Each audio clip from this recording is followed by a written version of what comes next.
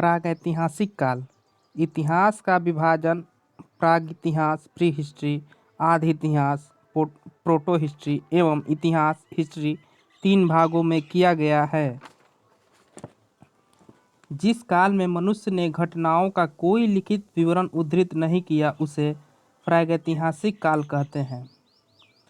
आधि ऐतिहासिक काल उस काल को कहते हैं जिस काल में लेखन कला के प्रचलन के बाद उपलब्ध लेख पढ़े नहीं जा सके हैं। मानव विकास के उस काल को इतिहास कहा जाता है जिसका विवरण लिखित रूप में उपलब्ध है। ज्ञानी मानव होमो सैपियंस का प्रवेश इस धरती पर आज से लगभग 30 या 40 हजार वर्ष पूर्व हुआ। पूर्व पाषाण युग या पूरा पाषाण काल के मानव की जीविका का मुख्य आधार शिकार था। शिकार पूरा पाषाण काल में आदि मानव के मनोरंजन के भी साधन थे। आग का आविष्कार पूरा पाषाण काल में एवं पहिए का नव पाषाण काल में हुआ।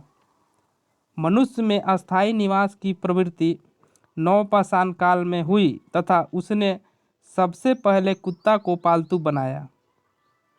मनुष्य ने सर्वप्रथम तांबा धातु का प्रयोग किया तथा उसके द्वारा बनाया जाने वाला प्रथम औजार कुल्हाड़ी था जिसका प्राप्ति स्थल अतिरंपकम है। कृषि का आविष्कार नवपाषाण काल में हुआ। प्रागैतिहासिक अन्न उत्पादक स्थल मेहरगढ़ पश्चिमी बलूचिस्तान में अवस्थित है। कृषि के लिए अपनाई गई सबसे प्राचीन फसल गेहूं एवं जौ थी, लेकिन मानव द्वारा सर्वप्रथम प्रयुक्त अनाज चावल था। कृषि का प्रथम उदाहरण मेहरगढ़ से प्राप्त हुआ है। कोल्डिहवा का संबंध चावल के प्राचीनतम साक्ष्य से है। भारत में पूर्व प्रस्तर युग के अधिकांश औजार स्फटिक पत्थर के बने थे। रॉबर्ट ब्रूस फुट पहले व्यक्ति थे जिन्होंने 1863 ईस्वी में भारत में पूरा पाषाणकालीन औजारों की खोज की। पलवारम नामक स्थान पर प्रथम भारतीय पूरा पाषाण कलाकृति की खोज हुई थी। भारत में मध्य पाषाण काल के विषय में जानकारी सर्वप्रथम 1867 ईस्वी में हुई, जब सीएल कार्लाइल ने विंध्य क्षेत्र में लघु पाषाणोपकरण माइक्रोलिथ्स खोज निकाले। भारत में मानव अस्थिपंजर मध्य पाषाण काल से ही सर्वप्रथम प्राप्त होने लगता है। भारत में नवपाषाणकालीन सभ्यता का प्रारंभ ईसा पूर्व 4000 के लगभग हुआ। भारत का सबसे प्राचीन नगर मोहनजोदड़ो था, सिंधी भाषा में, जिसका अर्थ है मृतकों का टीला। असम का श्वेतभ्रू गिब्बन भारत में पाया जाने वाला एकमात्र मानवाभ कपि है। इनाम गांव ताम्रपाषाण युग की एक बड़ी बस्ती थी।